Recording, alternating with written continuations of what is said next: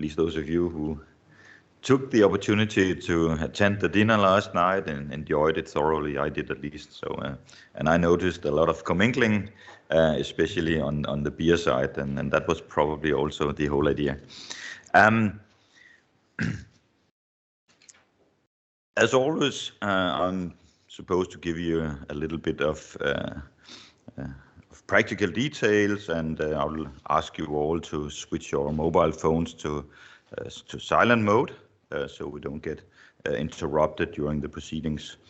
And as always, I can confirm there are no scheduled fire drills, so in the event of an alarm, you should all proceed through the back door in the room and follow these signs to the exit of the hotel.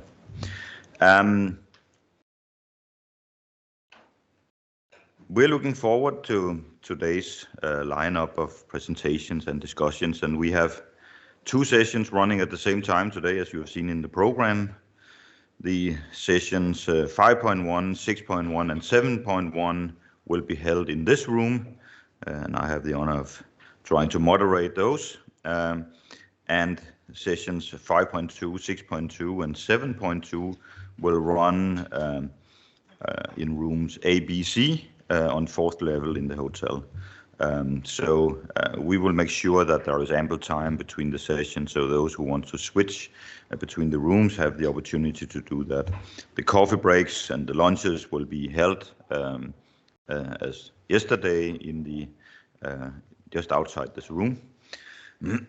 And we should also remember to thank our sponsors, and I will name them again, not least DNV, our gold sponsor, Acceleron, formerly known as ABB Turbo, our silver sponsor, GTT, also silver sponsor, Vinci, ABS, Total Energy, the Methanol Institute, Bureau Veritas, Sour Compressors, TGE, Marine Gas Engineering, CMT Technologies, Kral, Lloyd's Register, and Wabtec. So thank you to all of those sponsors, and we appreciate very much your contributions to make this conference possible. We should also thank all the supporters for their assistance with this year's conference, and those are BIMCO, VDR, VSM, International Windship Association, Danish Shipping, IBIA, and SGMF. And that kind of concludes my practical stuff about the conference today. I will also give you a very, very short recap of yesterday, because I think you were all here yesterday anyway, so you know what happened. But we had a discussion on shore power, you remember, with some valuable input from not least the European Commission to tell us about how this is going to unfold when it becomes the law in not so distant future. The session on electrification of big ships was a lot about many different things, not least hybridization of propulsion systems, and I think this is kind of one of the key things we heard throughout yesterday's presentation about hybrid modes and what those can actually give the industry. There was a very interesting session about digitalization, where we heard some really, what should you say, novel thoughts, some very deep thoughts about how the industry need to grab the opportunity to really conquer how we use digital services in industry and how we can make sure that everyone gets connected, because connection seems to be one of the key answers to the problems we have in knowing what goes on board the ships.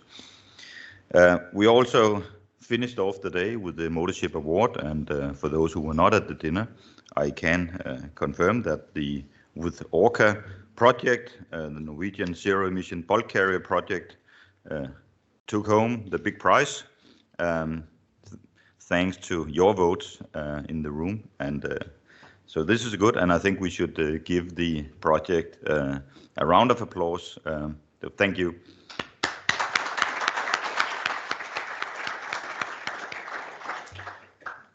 After that, we had some drinks, and I don't think I need to recap that very much. Today, we are going to have a number of interesting sessions, as I said. The first session will be on market-based measures, and I think events have overtaken the program because it now seems to be the fashion of calling this economic instruments, probably because it captures more widely what we're talking about, something that might not even be a market-based instrument, but actually something that prices carbon in the industry to make sure we can close the gap between the new and the old fuels. I would like to invite the panelists to take the chairs. I don't have the names with me right now, but I'm sure they all know who they are. So please take the stands.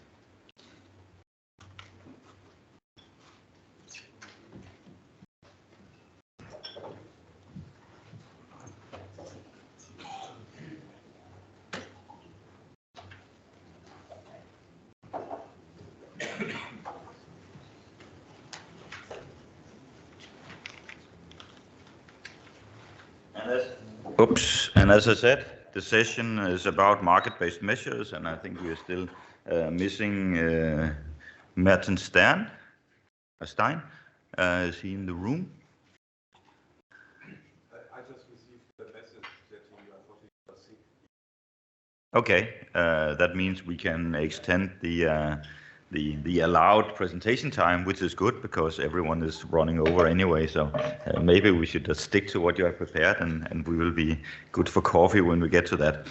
As I said, it's about market-based measures or economic instruments, and we will start with a presentation by John Buckingham, the Chief Mechanical Engineer at BMT, talking about the future of bunker fuels for the world's shipping fleet. Please. Thank you. Am I supposed to have a...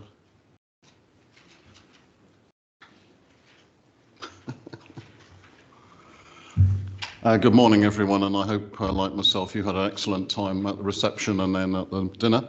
And thank you to the organisers for letting me present today and give you, thank you, an idea of my personal opinions about the future of bunker fuels for the international shipping fleet. It's a personal view, it's forward-looking, it's speculative, and therefore will not be accurate, of course, and we shall see. But part of it reflects on the fact that we don't live in shipping, we don't live in our own little world. We're part of the greater economic energy market, and arguably that needs to be better recognised and integrated, and realising that we're going to have to pay for a lot of the fuels that we want, and maybe much more in terms of the supply chain.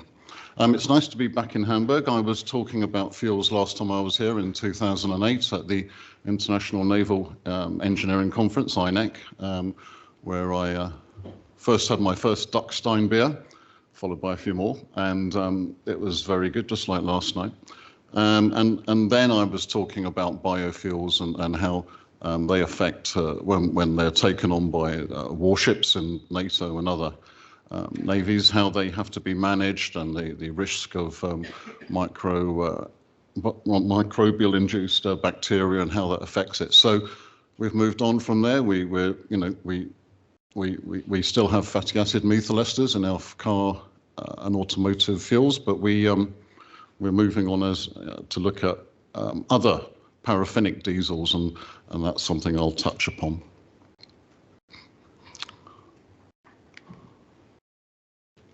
Which one do I click? Right, so brief structure, and just going to talk about the kind of energy in general, and then specific bunker fuels, and then some of the issues about the timeline, how they integrate with the world market and such like. Obviously, we've got, as has been repeated already, of course, the ambitious target that for 2050, which is one of those kind of hairy, audacious targets, difficult to quantify at the moment. But what we've got at the moment,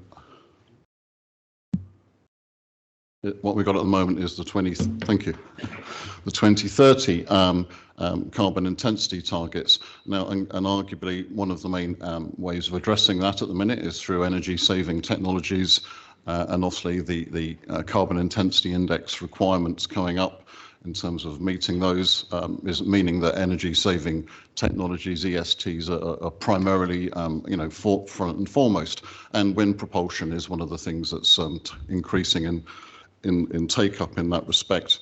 But the shipping industry's requirements to decarbonize are in parallel with, as we've seen partly yesterday, cement, building in general, the production of steel, and many other industries such as aviation. And of course, they're all unique, but what's special to us in aviation is that we can't have it's very difficult yet proven to have carbon capture on board. It's something that has been spoken about. I was speaking to somebody from Amogy yesterday who's looking at treating ammonia on board so that the carbon capture is carbon is captured then before it's processed. I'll mention a bit more about that. But land-based equipment can have more space, more equipment, better yield, but that's more tricky for us, of course.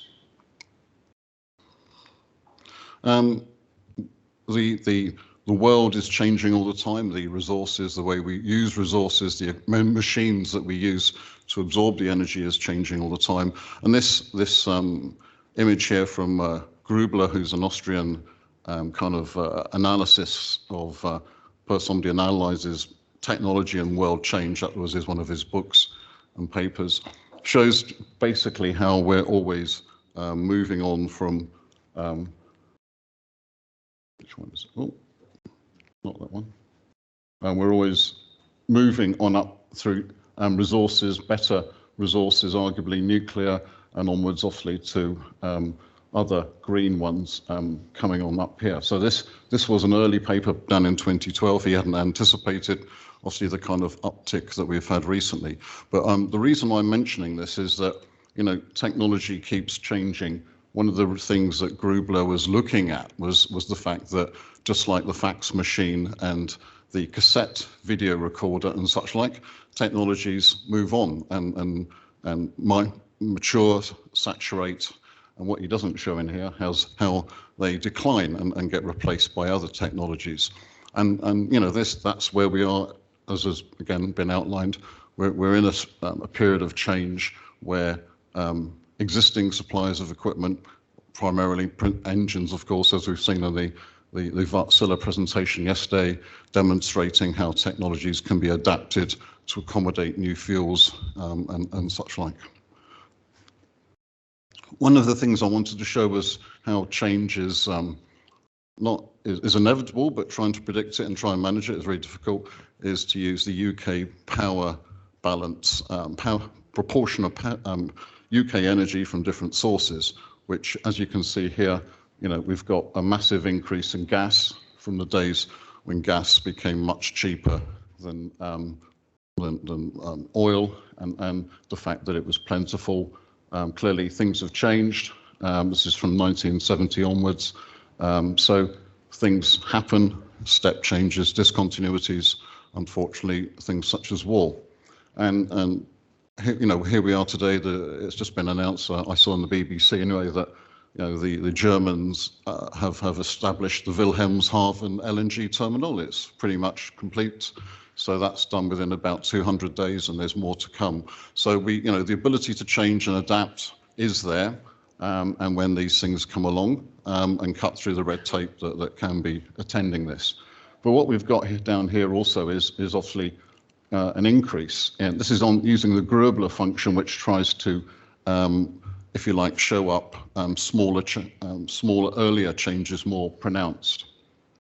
And I'll be using this for some of the other things, such as this, which in very simple terms shows how obviously steam replaced sails, and then progressively motor diesel engines replaced steam.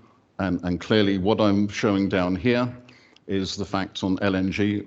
We've got, I think, just under 1,000 LNG ships at sea today, if I believe the DNV World Outlook document, which I saw outside, and plenty more in build. Of course, a lot of those orders were made before prices have gone up, but nevertheless, it helps them address the 20% reduction LNG gives a 20% reduction in emissions, and of course we're still seeing many cruise liners and others come out now.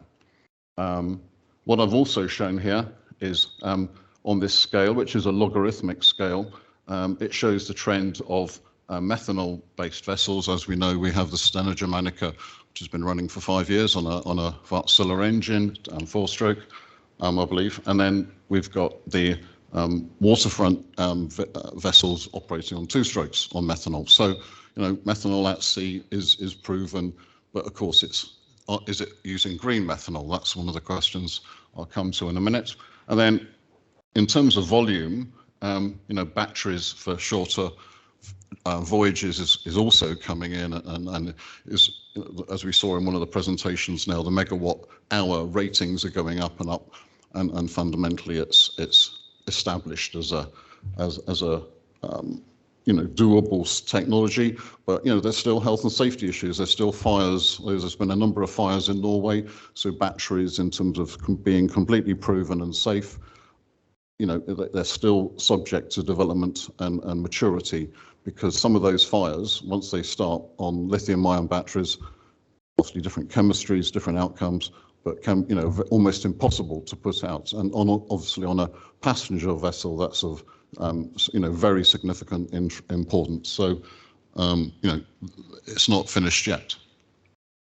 And also wanted to talk about you know, the fact that there's the opportunity for ammonia here, which is just starting up. I believe there are ammonia ships, as you know, are for build and in service in the next few years. And most of the developments happening in Norway and Japan, I believe. So, and we've again seen yesterday that this is coming through. But where is the, you know, so we're seeing a good demand side drive for ships wanting to operate on alternative fuels. And most importantly, these fuels are so-called renewable fuels of non-biological origin. At the moment, there's a group of interested parties in Northern Europe. I think the Methanol Institute's one of them, Danish government, Norway, the Netherlands, Sweden as well, are pushing the European Council President and Parliament to address the European trading scheme and how that can better accommodate the need for these fuels, so that we're looking at well to wake, not just tank to wake. And clearly my colleagues here will be talking more about that. But so, you know, there is a kind of proactive, benign effort to try and make sure that the necessary measurements, regulations, and other factors that you know, limit how people can offset costs for developing the supply chain, which is very expensive, of course. And at the same time, if they're going to invest in the supply chain, that they're going to get the benefit in terms of being recorded as having low emissions. So that's a very important aspect. I've shown here the legislation. This is a kind of UK biased one, in terms of, obviously the UK has declared that it wants to be a low carbon economy by 2050. We shall see in terms of investment and opportunities and tax breaks, and it's the same for many other EU countries. But the fact is that, you know, progressive legislation requirements, the regulations are getting tighter, but the fact is it's all about, at the moment, on board the ship, and we need to have a better understanding of the whole process, the whole supply line of some of these fuels, from their raw materials, their feedstock, through to the process, through to the fuel. And you know, this is a simplified one. There could be very many different ways of showing this, but one of the more interested ones that I want to highlight here is the biofuel side of things. You know, using waste fat, which was originally palm oil and other oils, and then turning it into hydrogenated vegetable oil, meeting BSEN 15940. Now, 15940 is a very good quality fuel specification, and people like MTU, who are very special, very fussy about what fuel goes in their engines, are happy to accommodate it, and as are most of the other major marine diesel engine suppliers. But the fact is, you know, we don't want to encourage behaviours that encourage more palm oil production and more forest being knocked down in Indonesia, Malaysia, where else. So even though that is a very attractive concept in terms of small amounts in local places, you've got McDonald's in the UK saying that they run their fleet of vehicles on it. But of course, we in the shipping industry need about 300 million tonnes a year of fuel, and that's clearly not consistent with using hydrogenated vegetable oil. So we've got these set of alternative fuels to be considering. And as I've said, the fatty acid methyl esters that we have in our automotive fuel isn't the kind of fuel that we want to have in our ships. You get the risk of microbial bacteria. You've got the fact that if water gets in the fuel, it makes it even worse. And the fact also, again, we don't want to encourage the behaviours that biofuels are the way forward. People may challenge this, but it isn't going to address the 300 million tonnes that we need. And synthetic fuels, I've mentioned this, it's something that if we were to use maybe wood waste, cellulosic treatment of lignous material and such like, and there's ways in which, say, Canada, Sweden and other major exporters of wood could maybe treat some of the waste and such like, maybe up to 50 tonnes of oil, million tonnes of oil equivalent, MTOE, could be generated, and I've covered that on a previous paper on another occasion.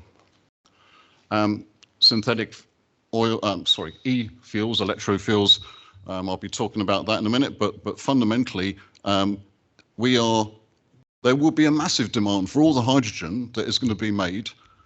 We won't be able to have it all ourselves and all the hydrogen that we need to make our fuels. If in terms of making ammonia, it's a kind of ratio of 7. So to make 7 million tons of ammonia, you need 1 million tons of hydrogen, and it's about 8 to 1 for methanol because of the stoichiometric relationships. So that's good news, but the fact is you've still got to get that amount of hydrogen available at a price that is affordable, and you'll see that may be a very difficult aspect. And then of course there's the benefit that we can make these on the plus side, we can make these electrofuels all in areas where we're using wind, solar, and maybe greater use of tidal and wave energy. So it can be very much distributed and localized, which will very much reduce the cost of transporting energy, which is, of course, we have tankers going all around the world carrying carbon so that we can burn it in Europe and elsewhere, which is something that really ought to change. LNG, I've said, as I say, it offers this 20% reduction, but it isn't the ultimate solution. One of the ideas that people are looking at, there's this Greek company, they're looking at disassociating the LNG, breaking it down, essentially extracting the carbon and then using the hydrogen for a PEM cell. It's a Greek shipping liner working with HellBio to address that option. So there's ways of doing that, but of course fuel cells, massive, they're not very power dense, very costly, and scaling up is still a massive challenge in terms of cost and ship impact and such like. Methanol, it's a very attractive solution. We've looked at the flexibility. You can use the same tanks.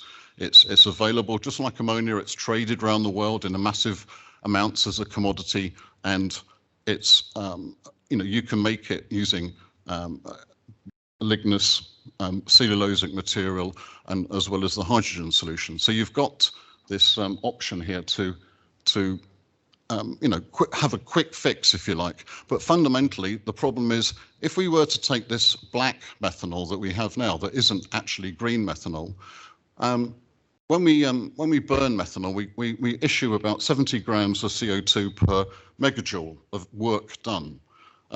To get that methanol, that black methanol on the ship, we're emitting about 35 grams of CO2. So in other words, we're emitting half as much again when we use this black methanol.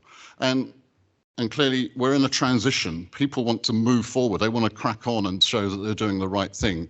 But clearly if ships are running around emitting 50% more methanol than they need to, that's clearly a problem.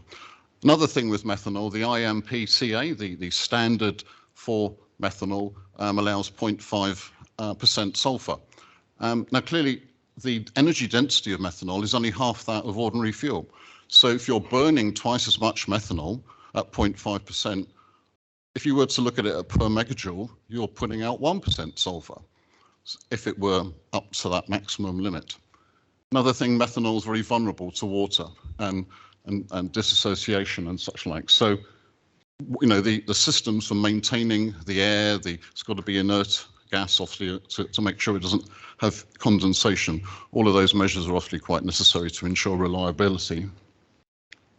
And finally, to ammonia, which, you know, even though it's very popular, the fact it doesn't have a carbon atom, it's a good way of transporting hydrogen, very much attractive for tankers bringing ammonia to Europe and obviously other major centres, whilst not having to transport the hydrogen to the Europe, and then it can be disassociated to hydrogen from ammonia. But, you know, I find it hard to see it being used on passenger vessels and other such vessels when, you know, health and safety issues are still paramount. Again, it's my personal view.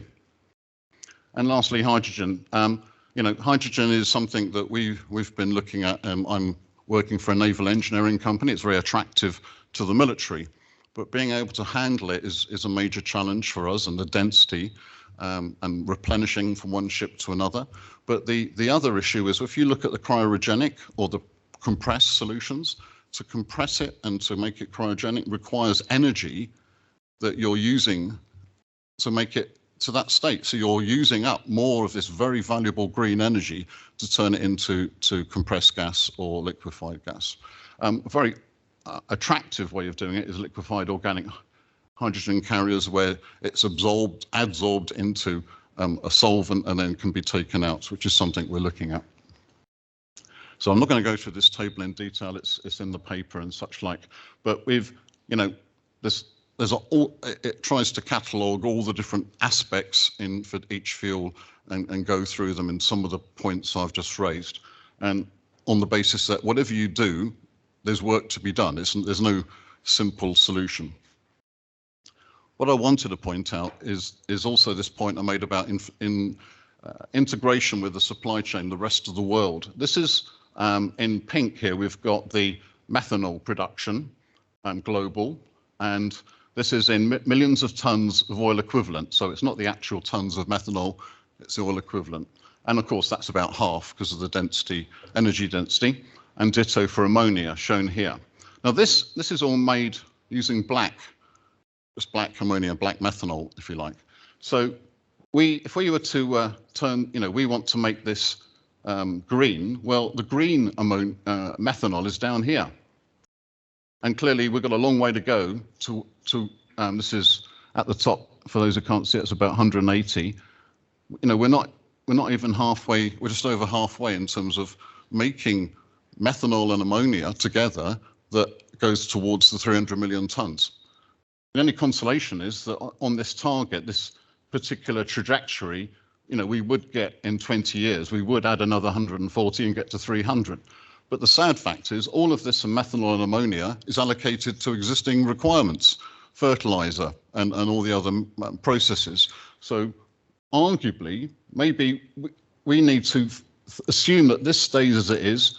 They decarbonize the making of ammonia and methanol, and we need to focus on making the green methanol, as I said, from hydrogen. Now, worldwide, there's about 94 million tons of hydrogen made per year. Of that, so it's about a rate 2.8 energy equivalent. So that's about 263 million tons of oil equivalent. So that's wonderful. If we had all of that, we'd be well on our way. But unfortunately, only 1% of hydrogen made today is green. So that means we're down to about 3 million tons of green oil, million tons oil equivalent of hydrogen. And of course, we're not going to be having access to that. Other people want it as well. So we're we've got to realize that the costs, the challenge of acquiring it is very much integrated with the rest of the world and other people's plans that they've got, trains, cars, aeroplanes running on hydrogen, all kinds of things. So we need to recognize that we're not all alone.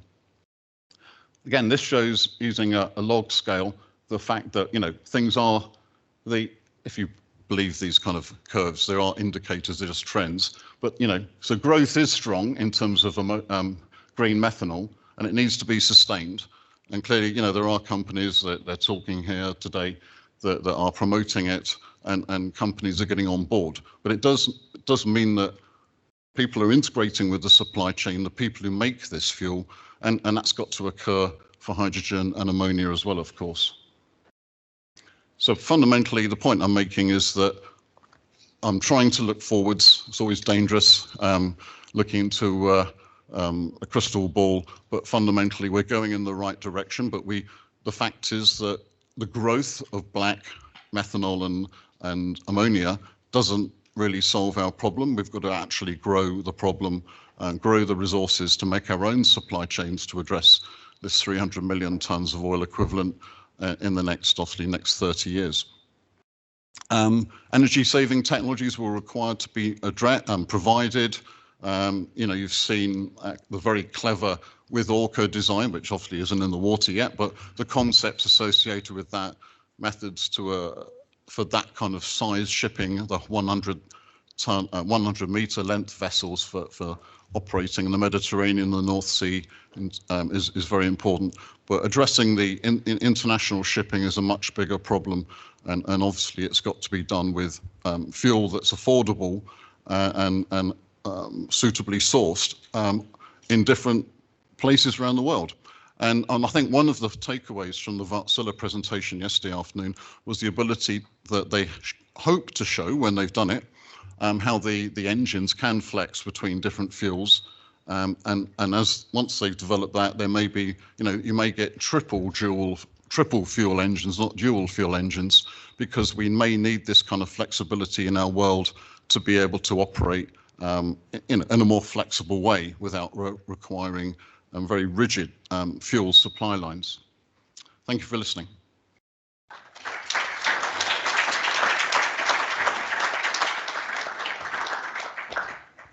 Thank you, John, for setting the scene on the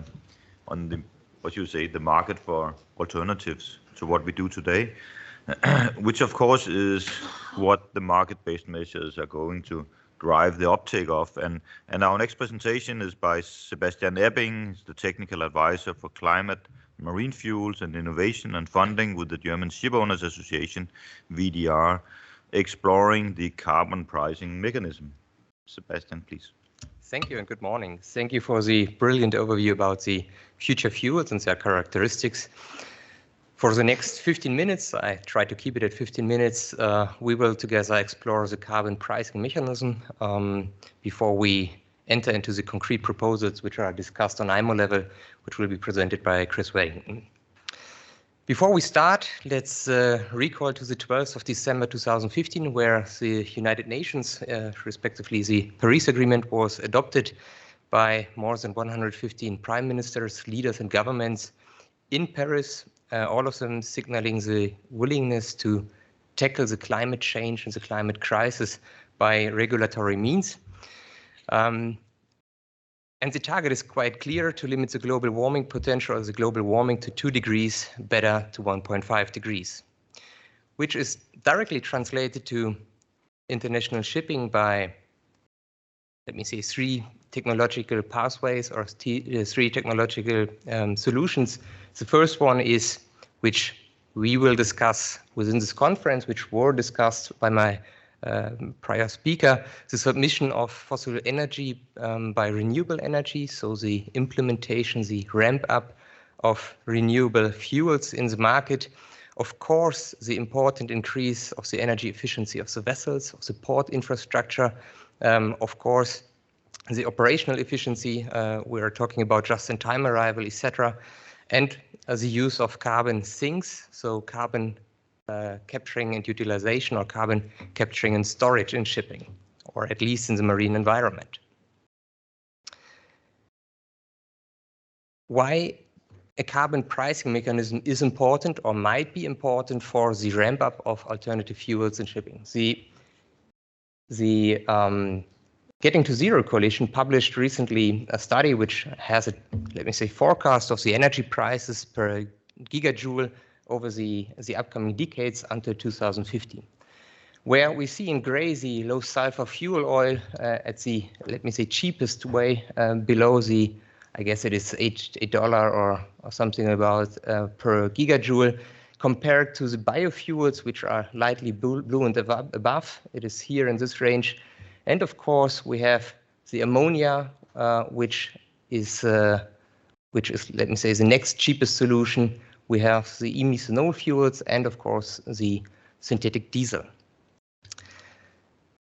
So discussing carbon pricing mechanism in this regards could lead to the assumption that carbon pricing will, in short term, close the gap, at least the price gap, between the conventional fuels and the renewable future fuels. By considering the factors, so 2.5 of the price compared to conventional low sulfur fuel, factor 6 to ammonia, and even factor 14 to synthetic diesel, it might be clear, or it might become obvious that carbon pricing, solely carbon pricing mechanism, irrespectively if it is an emission trading scheme or a levy, will not close the price gap. So what is carbon pricing as an instrument? Carbon pricing captures the, let me say, external cost of CO2, which will be emitted by shipping, and translates the same in financial language. So what I said is carbon pricing in short term will most probably solely not close the price gap between the conventional fuels and fossil fuels. Instead, the carbon pricing mechanism, so European emission trading scheme and global European a global emission trading scheme or a global levy, will at least incentivize and create the first business models for companies or for operational profiles of the vessels to decide, okay, we might change our strategy from conventional fuels, conventional propulsion systems, to renewable fuels. That is the intention of carbon pricing mechanism. It is not the intention for solely close the price gap. Once the regulatory entities develop carbon pricing mechanisms, there are at least six large aspects which need to be into account. It is first of all the fairness. So the regulatory entities, especially the European ones, said fairness means that the polluter pays principle is implemented. Then, second one, the alignment of policies and objectives. So it needs to be consistent. If we consider the Fit for 55 package and, for example, the FuelEU Maritime Directive, European carbon pricing mechanism and other mechanisms which will ramp up the fuels need to be consistent with each other. And then the system itself needs to be stable and predictable. That means that the prices which will arise by the carbon pricing mechanism will provide, let me say, a kind of planning security for shipping companies. The transparency, of course, is important, at least to know where, for example, certificates or prices came from, who is the one who needs to pay, and where it is at least collected. The efficiency and effectiveness, especially considering emission trading scheme, is of course one of the key aspects and benefits of emission trading schemes, as the emission trading scheme is efficient and it is effective at least once it is a cap and trade system. And of course, the reliability and environmental integrity. So each carbon pricing mechanism needs to follow an overall target or an overall objective, at least to reduce the emission. So as discussed, we have a couple of mechanisms and a couple of systems which can be classified as carbon pricing mechanisms. The two most important one means the emission trading schemes and the carbon levy or carbon tax. Considering the trading schemes, there is a differentiation necessary between the cap and trade systems and the baseline and credit systems. The European one is following the cap and trade system, which means that there is an overall emission cap and all entities which are covered by the emission trading scheme are allowed to trade the certificates with each other. Considering the carbon levy or carbon tax, we need to be quite careful in the terminology based on the fact that taxation is really a right of national states. It is not a right or a privilege which the European Emission or the IMO can implement. So there is a differentiation between tax and levy. The most discussed carbon levy, let me say carbon levy, is the flat contribution per ton of CO2, presently at least for shipping. Of course, the other two, the result-based climate finance means that there are entities which are allowed to have, let me say, cheaper loans once they fulfill climate objectives or climate targets. And the credits for emission reduction projects outside of the sector or outside of the European emission, for example, means that you might be allowed and might receive credits once you, let me say, finance or at least set up a project in Chile for photovoltaic or wind energy production. So in the next slides, I will only focus on the emission trading scheme and the carbon levy, which brings us directly to the emission trading schemes worldwide. So this map shows in blue where globally a carbon an emission trading scheme is already set it up and implemented. The green ones, the dark greener, is where at least the governments are discussing or are in the phase of implementing an emission trading scheme, and the light ones show where emission trading schemes at least are under discussion. So globally, there is one supranational emission trading scheme, which is the European one. We have at least 9 national emission trading schemes. We have 19 regionals. And we have, I mean, it's very small scale, but we have at least 9 city-based emission trading schemes, which is quite astonishing, I think. Overall, 17% of all global emissions are covered by an emission trading scheme, and statistically, each third of us are living under any emission trading scheme worldwide. So the right graph, I mean, I'm not quite sure if you see it that well. It shows the, let me say, the differentiation and the each sector which is covered by the different emission trading schemes. Let me highlight at least the emission trading scheme in the European Union, which covers, I guess, it is nearly 40% of the emissions which are emitted in the European Union, and of course, in the German emission trading scheme. There is a differentiation between the emissions, the European one and the German one, based on the fact that the European emission trading scheme needs to be transposed into national law. So what we are discussing presently is, of course, the extension of the emission trading scheme on the aviation and shipping sector.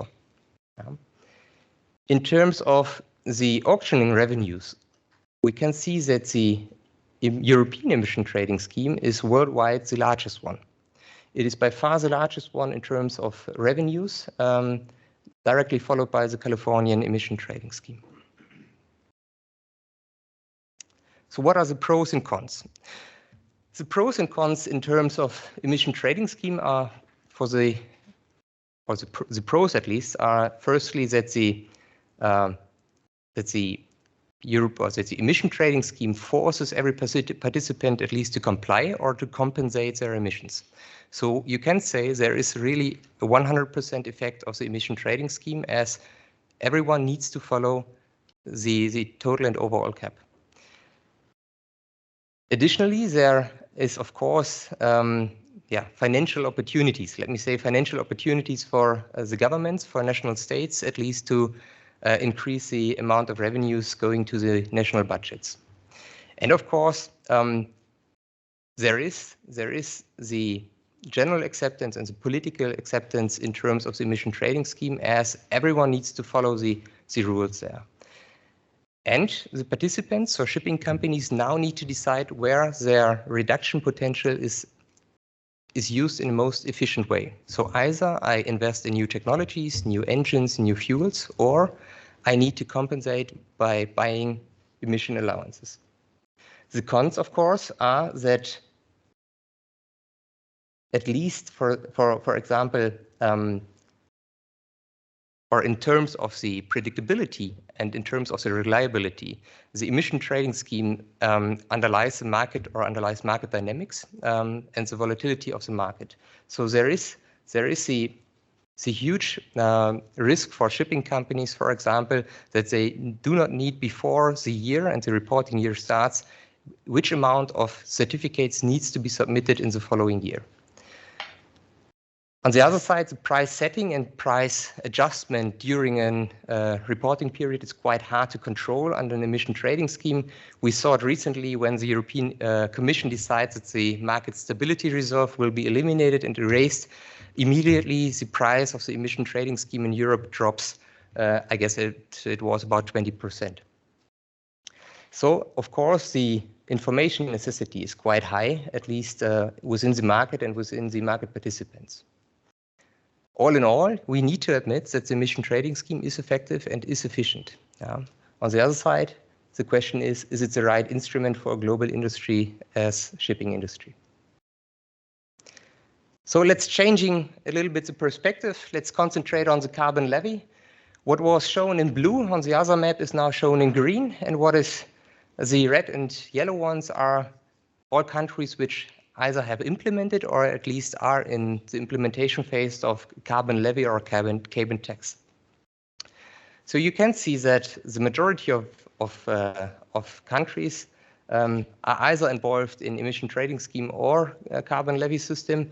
I assume, but I have not the numbers right now, that the majority are on the carbon levy or carbon tax side. So the key design elements for establishing a carbon levy or stick to the carbon levy is, of course, that I need to think about the scope. What should I address with a carbon levy? Should I address and target, for example, a product? So meaning the transport nautical mile transported, which will be taxed or levied, or should I levy the emission?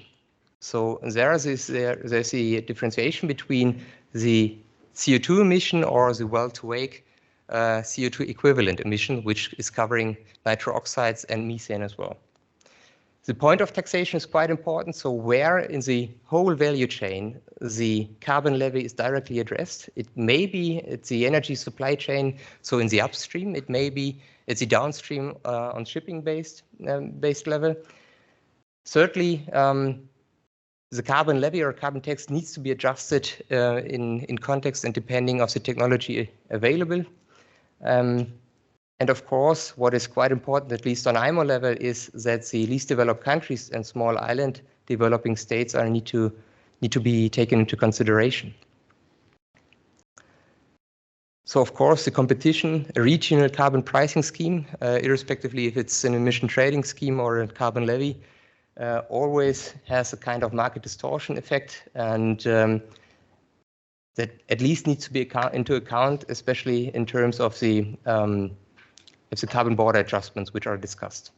And of course, what is quite important, I guess there is nobody who has a different opinion on that the revenues which are raised need to be brought back into the sector. So let me conclude. First of all, as we're discussing the question about the fuels, there is not a perfect carbon pricing mechanism available. Secondly, neither the emission trading scheme nor the carbon levy or carbon tax will solely close the price gap between conventional fuels and the future fuels. There are some discussions arising about the low greenhouse gas fuel standard or the FuelEU Maritime standard, which might have the potential at least to ramp up and to address also, as well the supply chain, side of the energy market. A carbon levy provides a price certainty, whereas the ETS underlies, as I said, the market dynamics. Price setting and price control is quite complex, at least under the EU ETS or any emission trading scheme, and the administrative burden is quite higher, at least for small companies and small shipping companies.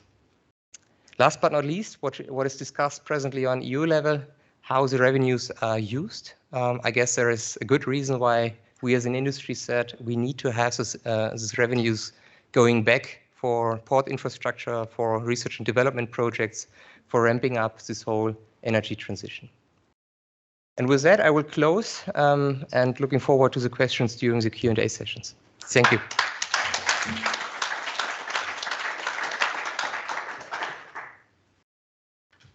Thank you very much, Sebastian, for educating us in the world of economic instruments and how they are all actually quite a bit complex.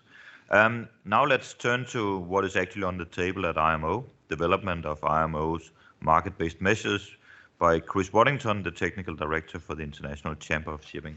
Chris, please.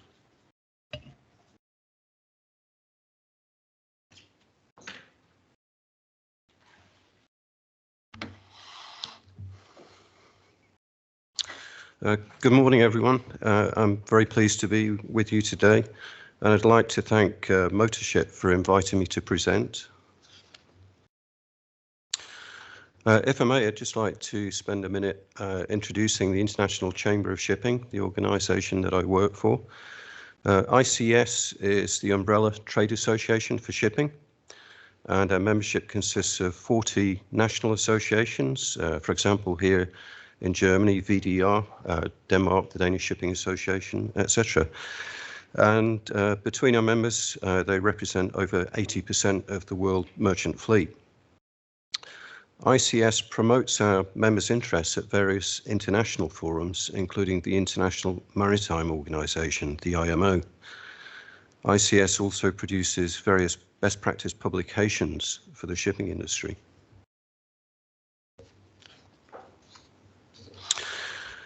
The objective of my presentation is to provide a summary of the development of IMO's market-based measure, or MBM. When implemented, this will form part of a basket of measures that is intended to help drive the decarbonisation of the global shipping industry. An MBM is an economic measure intended to narrow the price gap between alternative and conventional fuels and expedite the production and uptake of the alternative fuels. I'll start by explaining the background to the development of the IMO MBM before detailing the various proposals that are being discussed currently. I'll also discuss the advantages of a global measure over regional or national measures. So in 2018, and in response to the Paris Agreement by the United Nations Framework Convention on Climate Change, UNFCCC, IMO adopted its initial strategy to phase out all greenhouse gas emissions from international shipping as soon as possible. The strategy sets levels of ambition or targets and contains a list of measures to help achieve these in the short, medium, and longer term. The short-term measures are already in place and focus on fuel efficiency. The mid and long-term measures are currently under development and include the proposals for MBMs. And IMO is scheduled to revise its greenhouse gas strategy by the middle of next year. And this process is expected to result in even more ambitious reduction targets.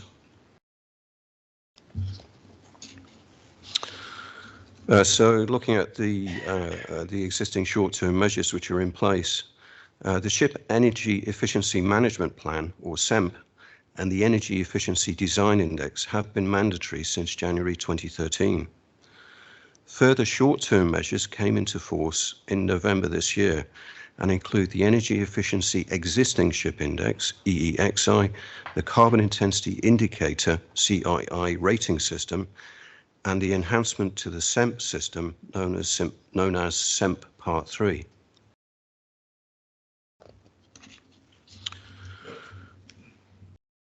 IMO has developed a three-phase work plan to support the implementation of mid and long-term measures. The first phase of this was completed in June this year, and it involved the collection of proposals and initial consideration of them. Phase 2 is in progress and is assessing and selecting the measures to be further developed. And Phase 3 is yet to start and will finalise the measures. So within Phase 1 of the work plan, mid and long-term measures were considered within the meeting of the Intersessional Working Group, known as ISWG GHG 12. This included consideration of proposals for an MBM. The meeting received a range of submissions, and these may be considered under the following categories.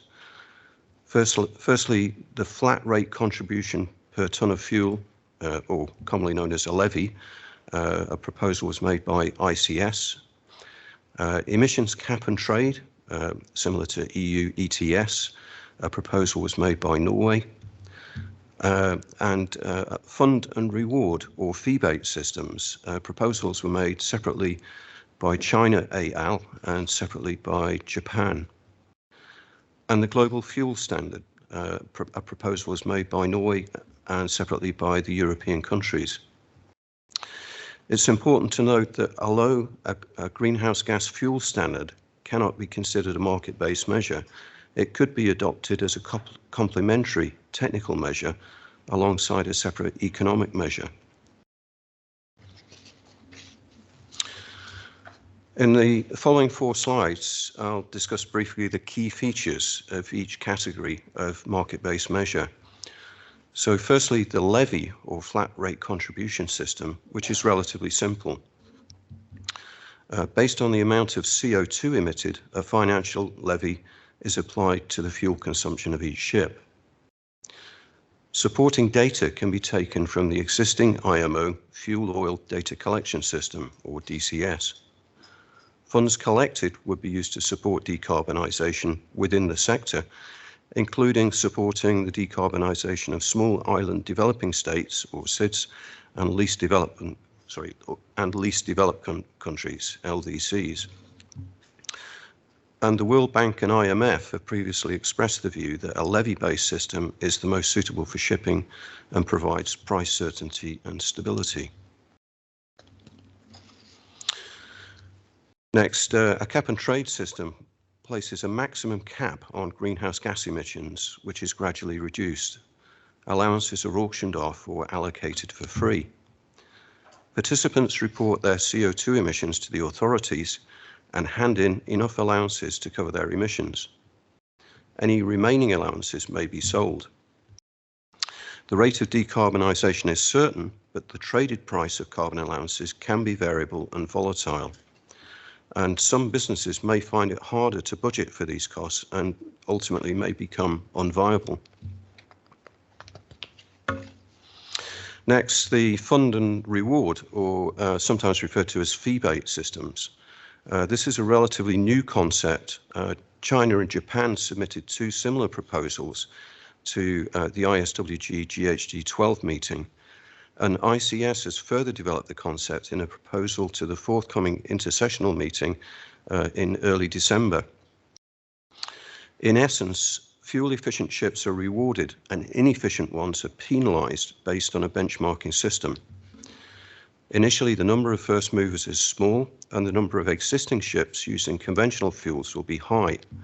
Hence, such a system can provide significant rewards to first movers with an initial levy for the remainder of the fleet, which is relatively low. These proposals envisage a proportion of the raised funds being utilised to support developing countries. And then lastly, the Global Fuel Standard. As we say, a global fuel standard on its own is regarded as a technical measure rather than a market-based measure. However, the global fuel standard proposed by the European Union member countries previously has provided a financial incentive mechanism for the uptake of zero-emission fuels during the initial transition period. And in this respect, the proposal has some similarity with the fund and reward or fee-based systems. So considering now the next steps in the development of IMO's market-based measure, the process of developing the MBM is within phase 2 of the work plan, and convergence of the proposals is already apparent. A further intersessional working group is planned for 5th to 9th of December this year, with the outcome to be reported to the next MEPC meeting at IMO, which is scheduled for the 12th to 16th of December this year. And further convergence may be achieved at these sessions. The work plan requires the market-based measure to be selected by June next year, and phase 3 of the work plan will start thereafter with the objective of finalising the selected market-based measure. So just a quick update on the forthcoming meeting in early December. At time of writing this presentation, most of the submissions for the next intersessional meeting have been released. And from these, it's apparent that several of the sponsors have combined their market-based measure proposals with other measures. Further submissions may yet be published, but it does appear that there is convergence, with many delegations favouring some kind of fund and reward measure using a flat rate contribution system, potentially complemented by a separate global fuel standard. I'd just like to discuss what we see as the importance of a global and holistic greenhouse gas set of regulations. So in parallel with the development of IMO's economic measure, the European Union has been taking steps to extend its emissions trading scheme, the ETS, to the shipping sector, and the measure may enter force as early as next year. It's very likely that ships engaged on international voyages in and out of the EU will then be expected to purchase and surrender carbon allowances. And the unilateral application of the EU ETS to shipping is likely to generate significant revenues, something which in time is likely to be emulated by other regions and countries. And in effect, this could result in the world seas becoming a maritime version of a toll road, with vessels paying a carbon fee each time they cross a territorial boundary. And there is no certainty that the timing of such measures would be aligned with IMO's implementation of safety and training requirements for the alternative fuels. And in these respects, IMO's approach to decarbonisation represents a much more holistic approach, which balances the need for decarbonisation with other important factors such as ensuring an equitable transition, earmarking of revenues for decarbonisation of shipping, facilitation of world trade, and ensuring safety and crew welfare. Nevertheless, the European Union have not ruled out substituting IMO's market-based measure when it comes into force, and ICS hopes that the European Union, and indeed all member states of the IMO, ultimately choose to adopt a global economic measure instead of domestic or regional alternatives. So in conclusion then, phase 2 of IMO's work plan for mid and long-term measures is underway, and the market-based measure proposals being considered fall within the following categories or combinations of these: the flat rate contribution or levy, cap and trade similar to EU ETS, fund and reward or fee-bait, and the global fuel standard. At time of writing, most MBM submissions for the forthcoming intersessional meeting have been released, and convergence is apparent, with many delegations potentially willing to accept some kind of fund and reward measure using a flat rate contribution system, potentially complemented by a separate global fuel standard. IMO has taken a holistic approach to the development of the greenhouse gas regulations, which includes the development of safety and training requirements. ICS hopes that all member states of the IMO ultimately choose to adopt IMO's market-based measure instead of domestic or regional alternatives. Many thanks for your attention, and happy to take questions in the panel session. Thank you.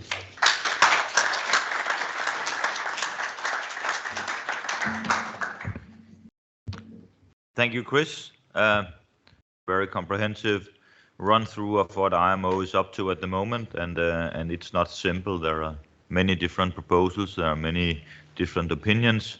I remind the audience that we should use Slido to bring forward your questions to the panel. I know it's slightly amputated this morning because we could not have the last presentation done because of unavailability of Mr. Madden Stein. And that's unfortunate, of course, but I think we can still have a discussion on what was presented, and I invite the audience to pose questions to the panel. And in the meantime, it may be a good starting point to talk about, maybe the elephant in the room, so to speak. Can a IMO, can a UN organization actually collect and disperse vast amounts of funds, of money? Is this at all feasible, or is it a dream? And I don't know who would want to kick off. Chris, please. Yeah. Yes, thank you, Lars. You need to press it. Thank you, Lars. I think in terms of assuring that the funds raised are or remain in sector, solely used for decarbonisation of the shipping sector and allocated appropriately to perhaps research and development, support of decarbonisation of the shipping sectors of developing countries. I think IMO is the best place to do that. Thank you. Thank you. Sebastian? Yeah, thank you very much. I assume that considering that the shipping industry is a global industry, the IMO is the only entity really who can at least administer the revenues collected by any carbon pricing mechanism and at least bring it back into the sector instead of having different regional measures which might be not consistent with each other and may lead really to the fact that shipping industry or shipping companies will pay, for example, in China, Europe, in the US, etc. So I assume the IMO is the best entity to do so. And I guess if there is a willing to enable IMO with an instrument for administering any funding mechanism, so we were discussing about the International Research Fund the last years, then the IMO can do it, of course. Thank you. I'll just clearly in a kind of different angle. I mean, Chris mentioned the funding goes to R&D. I mean, I think the more we do sooner, the better. We need to front end behaviors and change, and the demonstration that lots of shipping companies are investing in this alternative fuel shows that there is the appetite to explore and go that way. And I think if those in positions of influence and can fund not just R&D but fund, as I said, the supply chain, the necessary incentivize clearly the necessary production facilities, waste to methanol and other waste to other methods and such like, so that between now and 2030 we have a better uptick in the production, and that matches then the uptick in build of ships with alternative fuel capacity. Thank you very much. We have a line of questions, and I see kind of two tracks here. One is an IMO track, the other one is an EU track, and maybe we should stay on the IMO track for a few questions until we jump to the EU track. So I see now we only have the EU track on the screen. That gives me a slight problem here, but I see the last one here for ICS. Do we expect a minimal CII standard after 2026 to be enforced? I actually read two questions here. There is the to be enforced issue about the CII, and there is the minimal standard after 2026. But maybe, Chris, you can elaborate a bit. Thank you, Lars. Thank you, Lars. That's a good question. Of course, from 1st of January next year, CII enters the experience building phase or the review phase. That has to complete by 1st of January 2026. And part of the review, the terms of reference for IMO's review, includes consideration of the enforcement level. Currently, CII has, shall we say, soft enforcement. If a vessel scores a D rating for 3 consecutive years or an E rating, then the ship owner has to produce a corrective action plan and he needs to follow that diligently.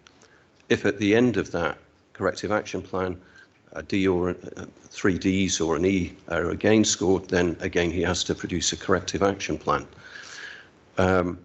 Beyond 1st of January 2026, I think it really depends how successful CII is. If it proves to be a fair and robust system by 1st of January 2026, then I think it's likely that hard enforcement will follow.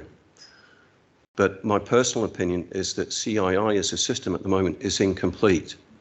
ICS took part in the carbon intensity correspondence group that developed the system, and our impression is that it was a very, very difficult task, and insufficient time was allowed, and particularly some of the correction factors and voyage adjustments for the system that industry requested did not get carried forward into the system at this stage. So ourselves and other industry trade associations, we expect to engage in the review process over the next 3 years and continue to advocate for these additions to the system. But overall, we support CII. We want to see a fair and robust system emerge by 1st of January 2026. I'll just say to that, I mean, agree with Chris. I mean, the CII, I think you said it yesterday, Lars, Robert. I mean, that incentivises ships to go around empty. I mean, it needs to be reflecting the actual voyage drop, the actual dead weight on the payload on the voyage, and that's the first step. And other that's for me having done some analysis for companies and looked at other various vessels from AIS data and analysed the numbers.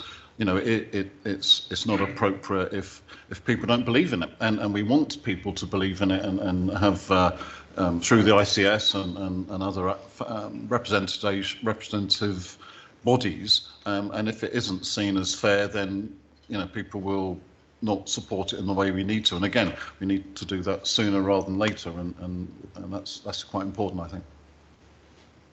Thank you, John. And maybe it's worth reminding everyone that CII is a short-term measure, and short-term measures, by definitions, are the ones, to be put in place up until 2030. It's kind of not probably meant to be something that is around forever. But on the other hand, nothing goes away before there's something else to take its place. And maybe that's the key to a successful CII, is to develop a successful next stage that actually makes CII become redundant. So, but that was my 5 cents on that one. Let's quickly jump to the ETS, the European track for a minute. Maybe Sebastian, you can brief us on the expected implementation trajectory for the ETS as it stands right now, with the trialogue in place and all the quarrels going on in Brussels. Yeah, I will do. So the trilogue negotiations are kind of a closed shop negotiations. We need to take this into account. So there is not a lot information dropping out of those negotiations, but what we see presently is that we need to recall that the emissions which need to be compensated are at least monitored and reported under the EU MRV system. So the initial proposal by the European Commission said that, if I remember correctly, 30% of the verified emission needs to be compensated in 2023, 40% in 2024, 75% or 70% in 2025, and 100% 26 onwards. The European Council adopted, or at least agreed to this to this proposal. The European Parliament said, no, we want that the emissions, the verified emissions, are compensated 100% directly from the very first day. So from the beginning in 2023, if it will begin in 2023. But what we have heard now out of the trilogue was that there might be the idea of at least having 0 emissions compensated in 2023 and starting with 40 or 45% from 24 onwards and being at 100% in 25. So it will be quite a sharp curve, then a longer phase-in period. But if it will be adopted and if the Parliament, the Council and the Commission agrees on it, we will see most probably at the end of the year. Thank you. And I guess there is a lot of leaked information from the trilogue. What I saw last week was a document stating that the Parliament compromise proposal was 75% in 24 and 100% in 25. So I mean, it's all over the place. We don't know, but I think it's probably fair to conclude now that we will not have to pay for 2023. There's simply no time to implement that, because we have to remember it's a directive. It has to be transposed before it actually takes effect. So, I'm not supposed to answer questions. No, I mean VDR at least is quite careful on at least leaking it, that 23 will be free years, so to say, but it is very unlikely that we will pay for 23, as you said. Yeah. Okay, there is a question about the carbon border adjustment mechanism, whether this is going to be developed to also cover for alternative fuels from produced outside Europe. That's a complicated question. I think anyone who have appetite to give it a try. Sorry. Nobody? Sorry. I will try it. So the carbon border adjustment mechanism is directed, at least, for example, production industry, etc. I'm not quite sure if we already see any proposal from the Commission or the Parliament or the Council which covers marine alternative fuels in that. I'm uncertain about it, but I highly doubt that the alternative fuels will be covered by CBAM for the time being. But it is at least worth to think about it. I'm not quite sure if the time allows and if the trilogue allows to bring the suggestion in already. They're probably more busy agreeing on what's already on the table, so maybe we should hope for that. There is also a question about the scope, you could say, about ETS and the whole transshipment port issue, whether the ETS can be bypassed by partial cargo discharge just outside the EU border. What is the latest status on the ETS in terms of what is in scope and what is not?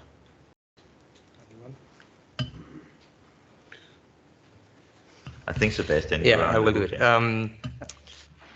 So presently, the Council and the Commission says 50% of the ingoing and outgoing voyages.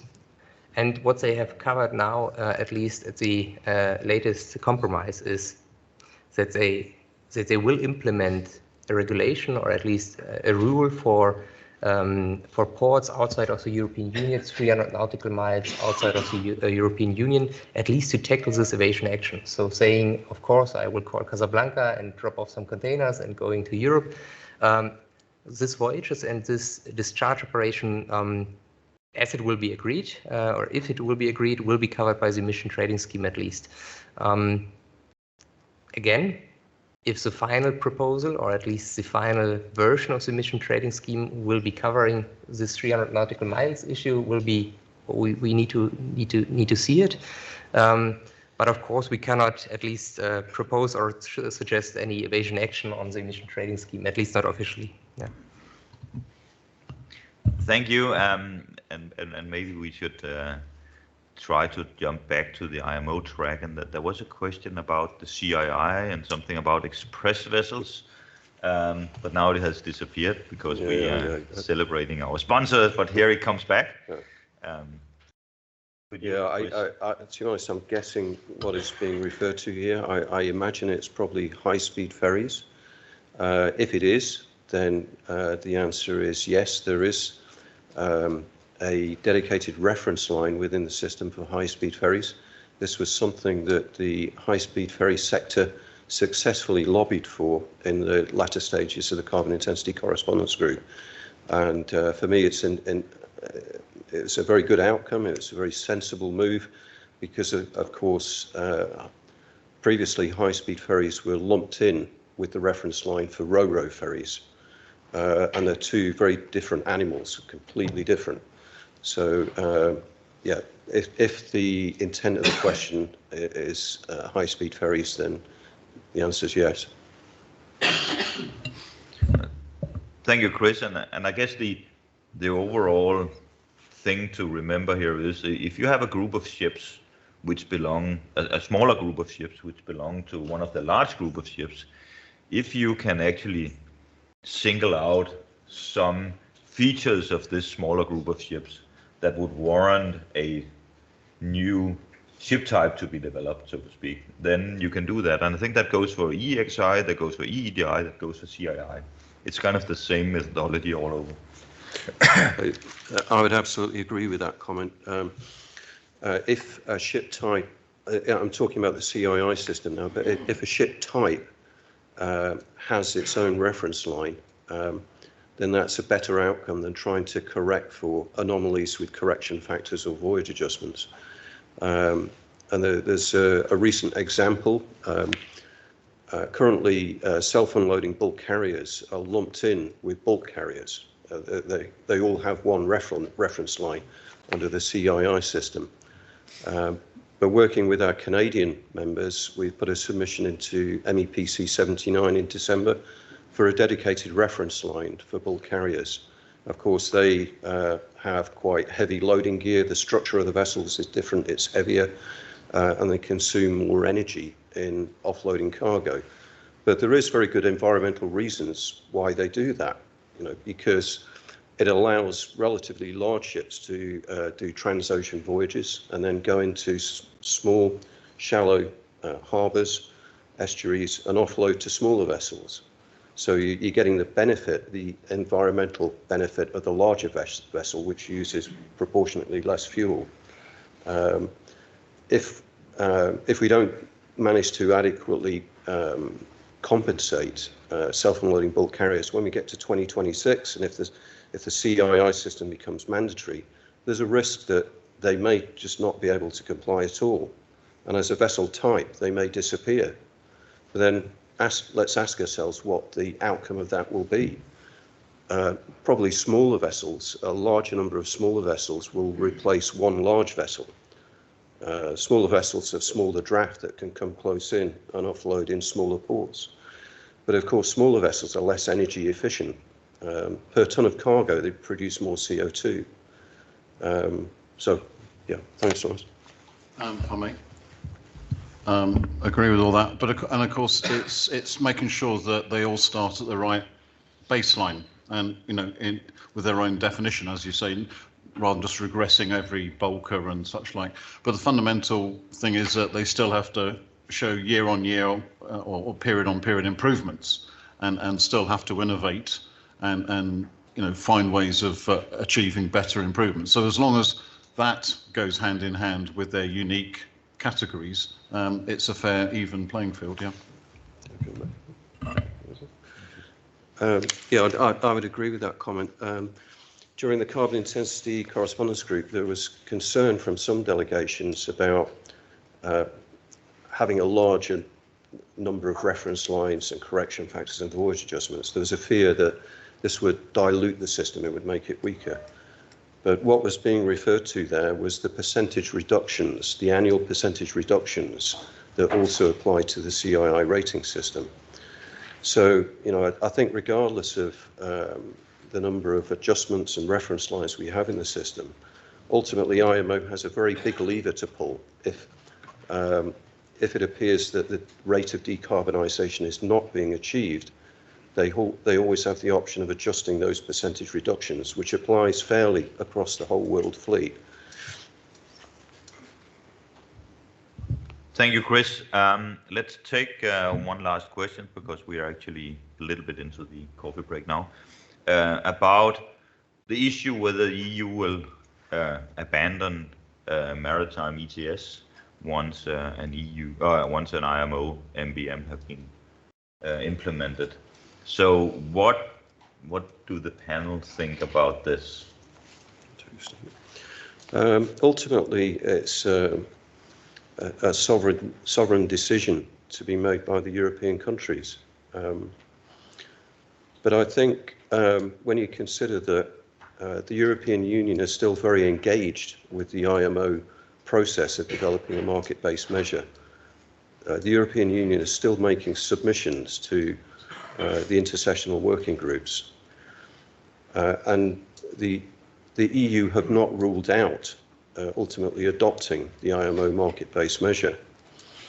And also, to me, it would seem a bit strange to have in place both an EU ETS and an IMO market-based measure. I mean, how would that work? Would European ships pay twice under both systems? Don't know. Sebastian? Yeah, thank you. At least our German ministry is really committed to have a very strong review clause within the EU ETS system. So they are really committed to at least align the market-based measure, the emission trading scheme, to the IMO measure once the IMO have adopted the same. But on the other side, I need to admit that 6 years ago, we were discussing about, let me say, emission reporting systems. So we had this issue already that the European Union were one year before the IMO came out with the IMO DCS system. The EU came out with the EU MRV system, and both systems are, let me say, 95% the same systems with at least a slightly different geographical scope. And there is one parameter which needs to be reported more on the EU level. This is the cargo carried. And now 6 years are gone, and we are still not have any alignment between those systems. So I hope that there will be a changing mentality in terms of the market-based measures. But we need to see if the EU really committed to align their system with the IMO market-based measure afterwards. I mean, I have no special insight like Sebastian and Chris, but I would say that maybe the EU are still keeping that as a negotiating measure. If you do actually do some of these things, keeping their hand on the back of the IMO to keep things moving and saying, well, we will drop the MRV, we'll align with yourselves if you accept the cargo reporting, and also you crack on with your own MBM. And so so it's not all about logic, it's about negotiating, isn't it? And sometimes influence. Thank you. And we already have heard some conspiracy theorists making the point that there may be a reason why the EU countries are now suggesting a kind of a levy mechanism at IMO level, because that is incompatible with the ETS, so they avoid this alignment issue altogether. So, but maybe that's just a conspiracy theory. We can hope that.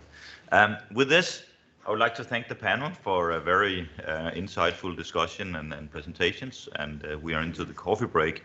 And you have to remember that after the coffee break, we will split into the dual track format, where session 5 will commence at 10:55 in this room on e-fuels and biofuels, and session 5.2 on sustainable approaches for the future will commence in room ABC on the 4th floor, moderated by our good friend Sebastian. While you decide what you should hear, coffee is served, and let's give the panel a round of applause.